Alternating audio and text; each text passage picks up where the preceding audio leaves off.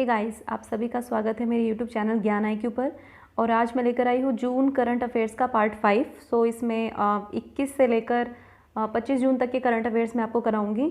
और ये weekly current affairs का जून का 5th पार्ट है। इससे पहले 4 पार्ट्स मैं जून के अपलोड कर चुकी हूँ। मई के पूरे करंट अफेयर्स मैं ऑलरेडी अपलोड कर चुकी हूँ। तो प्लीज़ चैनल को सब्सक्राइब करें और वहाँ से ज़रूर देखें।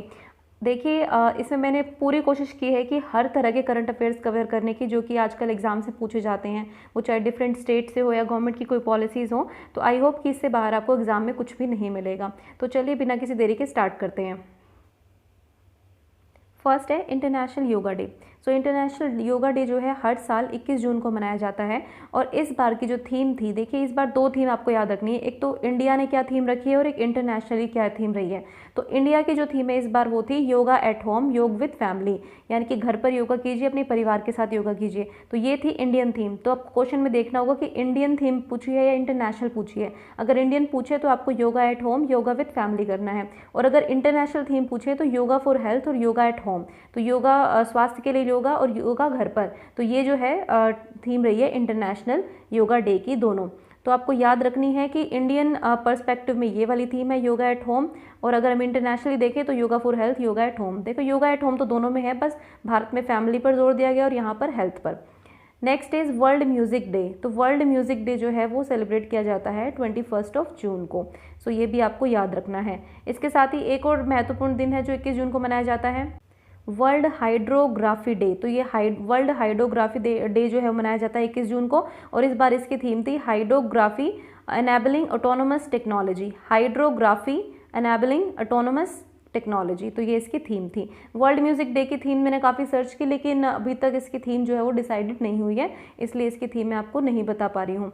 और नेक्स्ट देखते हैं ई पंचायत पुरस्कार। देखिए ये जो ई पंचायत पुरस्कार है ये दिए जाते हैं मिनिस्ट्री ऑफ पंचायती राज के through.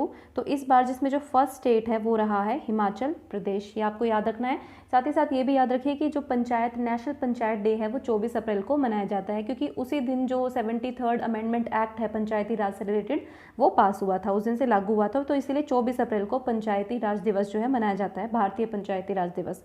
Next is Amitesh Kumar Sinha समिति। तो ये अमितेश कुमार सिन्हा समिति जो है सेटअप की गई है नवीन एवं नवीकरणीय ऊर्जा मंत्रालय के द्वारा। किस लिए की गई है? इसमें स्वच्छ ऊर्जा के क्षेत्र में निवेश को आकर्षित किया जाएगा, कि मतलब आप इन्वेस्टमेंट कर सकते हैं स्वच्छ ऊर्जा के क्षेत्र में। और इसी के लिए एक परियोजना विकास प्रकोष्ठ भी स्थापित किया गया है। तो बेसिकली ये जो समिति है ये ध्यान रखेगी कि स्वच्छ ऊर्जा के क्षेत्र में हम कितना ज़्यादा इन्वेस्टमेंट को अपनी तरफ आकर्षित कर पाएँ और कितने इनोवेटिव प्रैक्टिसेस हम इसमें कर पाएँ। Next is TS weather app. तो TS वेदर ऐप जो है वो तेलंगाना सरकार के द्वारा लॉन्च की गई है। इसमें बेसिकली वेदर की जानकारी मिलेगी, मौसम से संबंधित जानकारियाँ मिल पाएंगी इस ऐप पर तेलंगाना में। Next is national reading day. So national reading day बहुत इंपॉर्टेंट है, 19 जून को मनाया जाता है और हर स्कूल में इसको मनाया जाता है। मतलब कि KVS हो गए, NVS हो गए, क्योंकि इसको जो CBSE जो है CBSE के द्वारा डिक्लेयर डे है नेशनल रीडिंग डे। बेसिकली बच्चों में रीडिंग हैबिट्स को डेवलप करने के लिए, बच्चों में या टीचर्स में या जितने भी लोग हैं सबके अंदर रीडिंग की हैबिट डेवलप करने के लिए इस दिन को मनाया जाता है हर साल 19 जून को। नेक्स्ट इज युक्ति पोर्टल। युक्ति 2.0 जो अभी रिसेंटली HRD मिनिस्ट्री ने, human resource and development ministry ने लॉन्च किया है। देखिए युक्ति 2.0 जो है एक एक्सटेंशन है युक्ति पोर्टल की। जो युक्ति पोर्टल है वो था young India combating covid with knowledge technology and innovation. तो इसका ये सेकेंड वर्जन है। और इसके अंदर क्या किया है कि HRD मिनिस्टर ने बेसिकली हमारे जो यंग टैलेंट है, हमारा यूथ का टैलेंट है, उनको इनोवेटिव प्रैक्टिसेस के लिए उनको इन्वाइट किया एक तरह से कि वो इस पोर्टल से जुड़े और अपनी इनोवेटिव प्रैक्टिसेस जो है वो दिखाएं, कोविड-19 से कैसे लड़ सकते हैं, या काफ़ी चीज़ें आप कोविड-19 से रिलेटेड यहाँ पे आप क्या समझते हैं। तो यूथ जो है जो रिसर्च करते हैं उनके लिए एक अच्छा मौका है युक्ति 2.0। नेक्स्ट देखते हैं कंप्रेस्ड बायोगैस प्लांट। इसका अभी उद्घाटन किया गया है तमिलनाडु में, तमिलनाडु सरकार के द्वारा। Next is doctor Sethuraman Panchanathan. So ये जो डॉक्टर सेतुरमन पंचनाथन है, इन्हें अभी रिसेंटली अमेरिकी सीनेट ने, मतलब जो अमेरिका की सीनेट होती है, जिस तरह हमारे यहाँ पे लोकसभा विधानसभा है, वहाँ पे इस तरह से सीनेट है उसका लोअर हाउस। तो इन्होंने नेशनल साइंस फाउंडेशन, यानी कि अमेरिका की जो नेशनल साइंस फाउंडेशन है उसका निदेशक इनको बनाया है। और उनका नाम आपको क्यों याद रखना है? क्योंकि एक भारतीय हैं, इसलिए आपको इसको याद रखना है कि डॉक्टर सेतुरमन पंचनाथन को अभी रिसेंटली निदेशक बनाया गया है नेशनल साइंस फाउंडेशन का अमेरिका में। नेक्स्ट इस फोर्ब्स पत्रिका, आप सबको पता है बहुत ही चर्चित पत्रिका है, तो इसने दुनिया के सबसे 10 अमीर जो लोग हैं उनकी लिस्ट एक जारी की है। और इसमें बता दूं कि भारत के मुकेश अंबानी जी जो हैं वो 9वें स्थान पर हैं।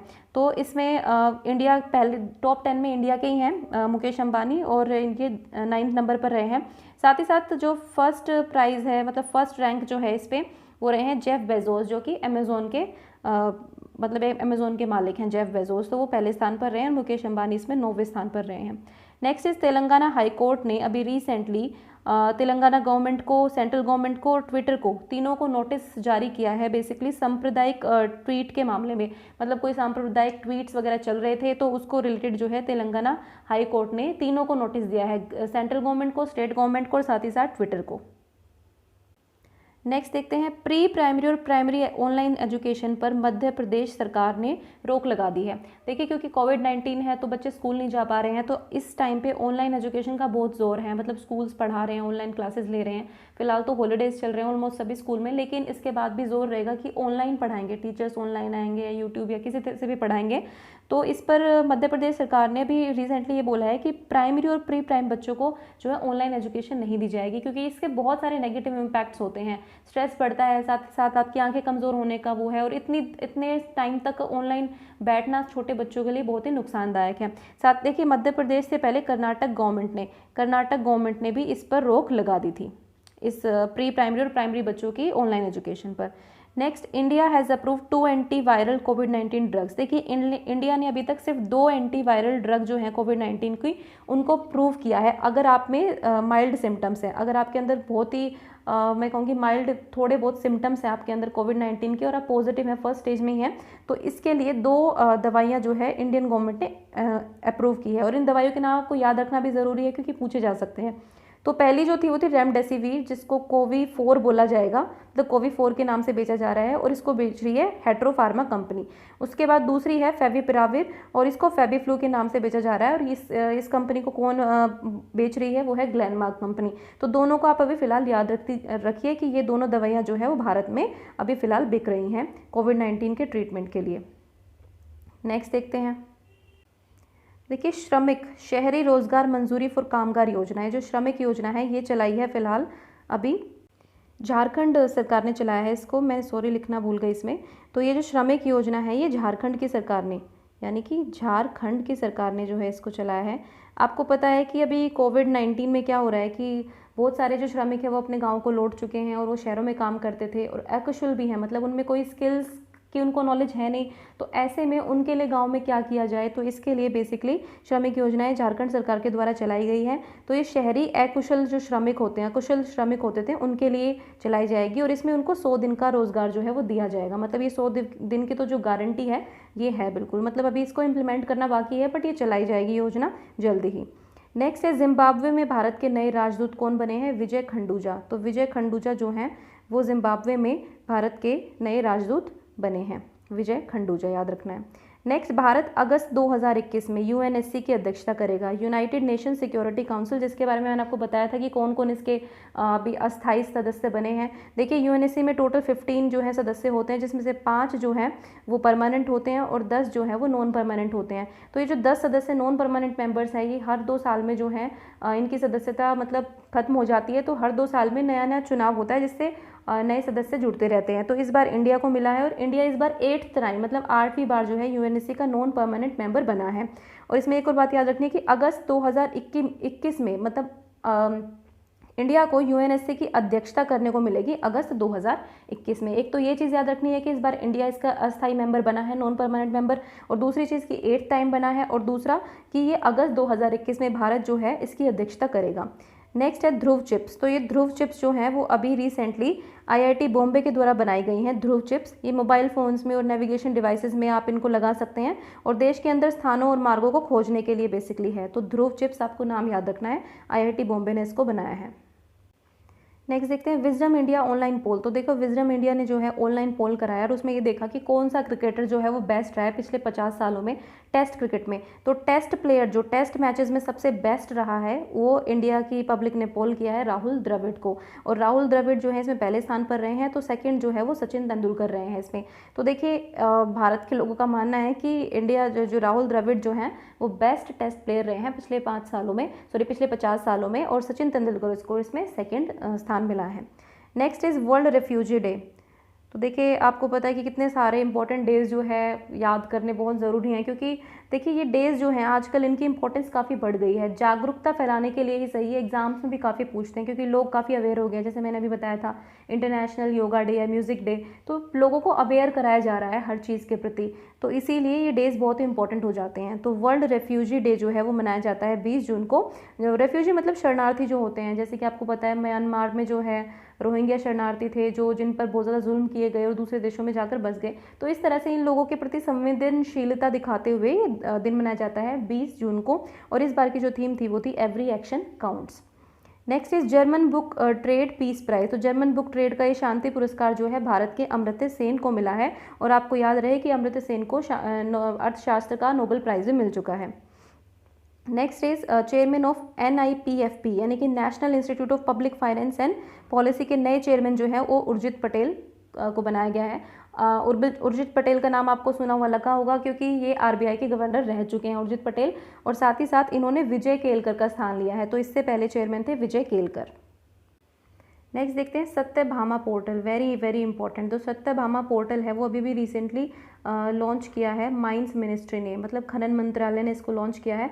और इसमें क्या होगा कि खनन और खनिज के क्षेत्रों में रिसर्च को अनुसंधान बढ़ाने के लिए और उनमें विकास और किया जा सके, मतलब उसमें रिसर्च करने के लिए जो है इसको बढ़ावा देने के लिए सत्यभामा पोर्टल स्टार्ट किया गया है। इस पर जो भी टैलेंटेड लोग हैं वो इस पोर्टल पर ज्वाइन कर सकते हैं और अपने आइडियाज़ शेयर कर सकते हैं।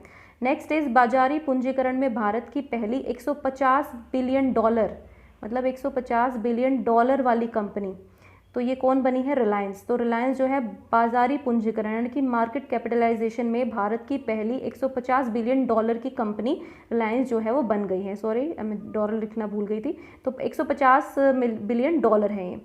नेक्स्ट इज राजस्थान सरकार ने 100 विद्यालयों में स्मार्ट क्लासरूम्स बनाने के लिए पावर ग्रिड और EDCIC यानी कि एजुकेशनल कंसल्टेंट इंडिया लिमिटेड के साथ करार किया है राजस्थान की सरकार ने। और देखिए ये स्मार्ट क्लासेस बनाने के लिए, आपको पता है स्मार्ट क्लासेस का आज क्या है कि उसमें वेरियस कॉर्नर्स होने चाहिए, साथ ही साथ स्मार्ट बोर्ड होना चाहिए जिससे आप टीचर जो है पढ़ा सके, इंटरेक्ट करने के लिए बच्चों के लिए। उस पर मतलब एक तरह से स्क्रीन होती है, प्रोजेक्टर टाइप होता है स्मार्ट बोर्ड, तो उसको लगाने के लिए स्मार्ट क्लासेस बनाने के लिए राजस्थान सरकार ने इन दोनों के साथ करार किया है। पावर ग्रिड के बारे में आपको बता दूं कि पावर ग्रिड को जो है 2019 में महारत्न कंपनी का जो है वो इसको स्टेटस मिल चुका है पावर ग्रिड को। टोटल हमारी महारत्न कंपनीज जो है वो 10 हो चुकी हैं। नेक्स्ट देखते हैं अमेरिकी राष्ट्रपति डोनाल्ड ट्रंप ने जर्मनी से अपने 9,500 सैनिकों को वापस बुलाने का के बारे में बोला है इन्होंने। देखिए क्या हो रहा है कि आजकल जर्मनी और यूरोप अमेरिका के बीच ज़्यादा सब कुछ सही नहीं चल रहा है। अमेरिका के कम से कम 34,500 के करीब जो हैं सैनिक जो हैं जर्मनी में तैनात हैं, और उन पर खर्चे को लेकर या उनके खर्च में मतलब सैनिक संबंधी जो गतिविधियां होती हैं उनमें खर्च को लेकर जो है तनातनी बनी हुई है अमेरिका और जर्मनी के बीच में। तो इस बीच डोनाल्ड ट्रंप ने ये अनाउंस किया है कि वो 9,500 सैनिकों को जो है वापस बुला लेंगे। Next is NITI Aayog think tank India का, और ITF इंटरनेशनल ट्रांसपोर्ट फोरम। तो ये नीति आयोग और ITF जो है ये ज्वाइंटली जो है लॉन्च किया है इन्होंने decarbonising transport in India on 24 जून। तो 24 जून को दोनों ने एक यूट्यूब पे या हर जगह ये चीज़ दिखाई गई थी कि डीकार्बोनाइजेशन के लिए इंडिया में जो है परियोजना लाई जाएगी, और इसका बेसिकली ये है कि इससे कार्बन का उत्सर्जन जो है वो हमें कम करना है, यानी कि जो कार्बन एमिशन है उसको कम करने के लिए नई जो पहल है, नई परियोजना जो है ये भारत में स्टार्ट की जाएगी। तो नीति आयोग और ITF के साथ मिला है इसमें नीति आयोग, तो आपको याद रखना ITF के बारे में, इंटरनेशनल ट्रांसपोर्ट फोरम जो है इन दोनों का ज्वाइंटली ये वेंचर है। नेक्स्ट इज 50 लाख पुराना हाथी का जीवाश्म मिला है सहारनपुर UP में।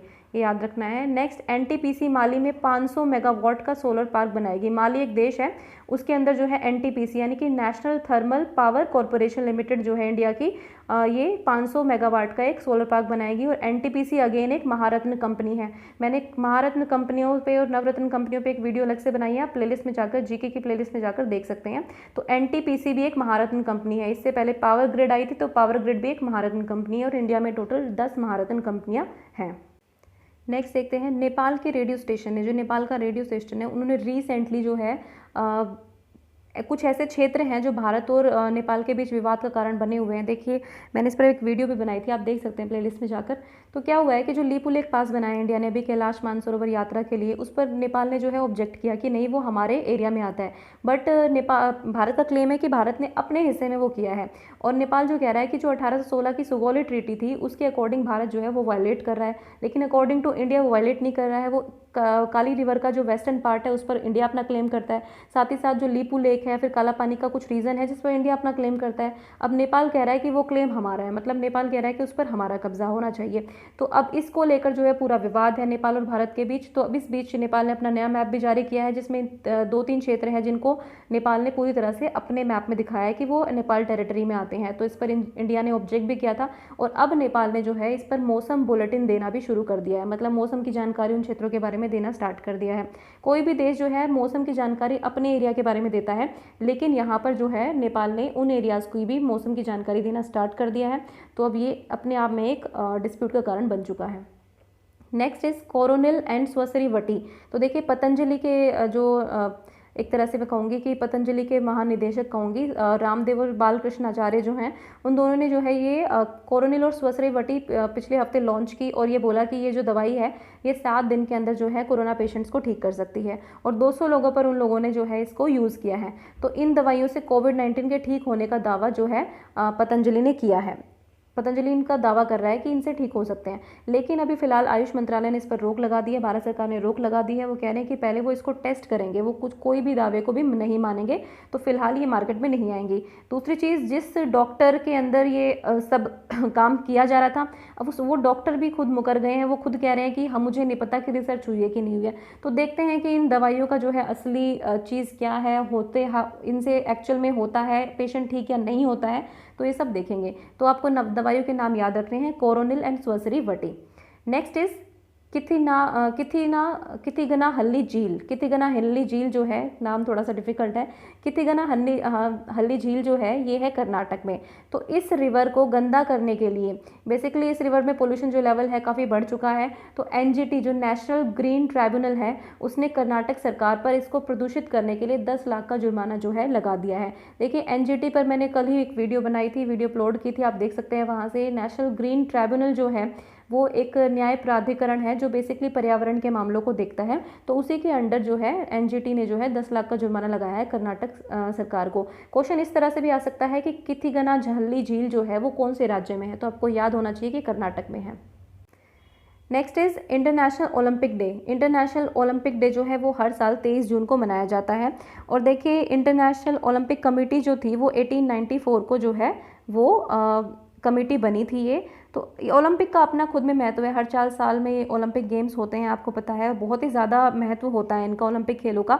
दुनिया भर के देश जो है इसमें पार्टिसिपेट करते हैं। साथ ही साथ आपको ये याद रखना है कि ओलंपिक जो है, ओलंपिक खेल जो है उसमें 5 तरह की उसमें रिंग्स होती हैं। और ये हमारे जो वर्ल्ड के जो 7 कंटिनेंट्स हैं, 7 महाद्वीप को है, उनको दर्शाती है ये 5 रिंग्स। इनके डिफरेंट कलर्स है, येलो है, ग्रीन है, ब्लू है, रेड है। तो आप देख सकते हैं, ओलंपिक पर सर्च करना और इनकी रिंग्स को ज़रूर देखना। दूसरी चीज़ ये कि जो पहले खेल हुए थे ओलंपिक्स के, वो हुए थे 1896 में, और कहाँ हुए थे ये, एथेंस में। तो ये भी आपको याद रखना है। चलिए नेक्स्ट देखते हैं, इफ्टास यानी कि Indian financial technology and allied services. तो इसके चेयरमैन अभी रिसेंटली कौन बने हैं, रवि शंकर। तो आपको याद रखना है, इफ्टास के चेयरमैन जो है वो रवि शंकर बने हैं। नेक्स्ट इज़ यूएनएससी, मैंने अभी बताया था यूनाइटेड नेशन सिक्योरिटी काउंसिल के बारे में। तो इसमें पाकिस्तान ने जो है 4 भारतीयों को आतंकवादी करार होने के लिए नाम दिए थे। पाकिस्तान ने बेसिकली 4 भारतीयों के नाम दिए थे और ये बोला था, इसमें क्लेम किया था कि ये चारों जो हैं आतंकवादी हैं, तो आप इनको आतंकवादी करार कीजिए। देखिए यूएनएससी की जो फैसले लेती है, जो इसके स्थायी मेंबर जो है उनके पास पूरी पावर होती है। अगर वो स्थायी मेंबर्स वीटो कर दें, तो कोई भी एक अगर वीटो कर देता है तो उस फैसले को रद्द कर दिया जाता है। तो इसीलिए यूएसए ने इसमें वीटो कर दिया है। तो वीटो करने से क्या हो गया है कि अब ये 4 भारतीय जो हैं इनको आतंकवादी नहीं बोला जाएगा। हालांकि पाकिस्तान जो है वो क्लेम कर रहा है बार बार कि ये चारों जो भारतीय हैं वो आतंकवादी हैं। नेक्स्ट, भारत सरकार ने एक अध्यादेश जारी किया है अभी रिसेंटली, एक ऑर्डिनेंस पास किया है कि सभी कोऑपरेटिव बैंक, जितने भी कोऑपरेटिव बैंक्स होते हैं वो आरबीआई के अंडर आ जाएंगे। देखिए अभी काफ़ी क्या हो रहा है कि जितने भी, जैसे कि पंजाब एंड महाराष्ट्र को बैंक था, कोऑपरेटिव बैंक था, वो भी कोलैप्स कर गया, उसकी भी इकोनॉमी बिल्कुल डाउन हो गई और एक तरह से मैं कहूँगी कि वो दिवालिया ही हो गया एक तरह से बैंक। तो उससे कितना बड़ा नुकसान होता है। तो ये किस तरह से कोऑपरेटिव बैंक जो है इनका स्ट्रक्चर किस तरह से काम कर रहा है और क्या इनमें प्रॉब्लम्स आ रही है, अब इन चीज़ों को जो है वो आरबीआई ही देखेगा। मतलब आरबीआई के अंडर होंगे ये कोऑपरेटिव बैंक्स। ये अभी भी इंडिया ने रिसेंटली अध्यादेश या ऑर्डिनेंस कह सकते हैं वो जारी किया है। सो गाइज़, ये थे करंट अफेयर्स जून पार्ट 5 के। तो आप नोट्स बनाइए, रिवाइज करते रहिए और याद करिए, तो आपको एग्जाम से बहुत हेल्प मिलेगी करंट अफेयर्स और जीके के सेक्शन में। And thank you for watching ज्ञान IQ।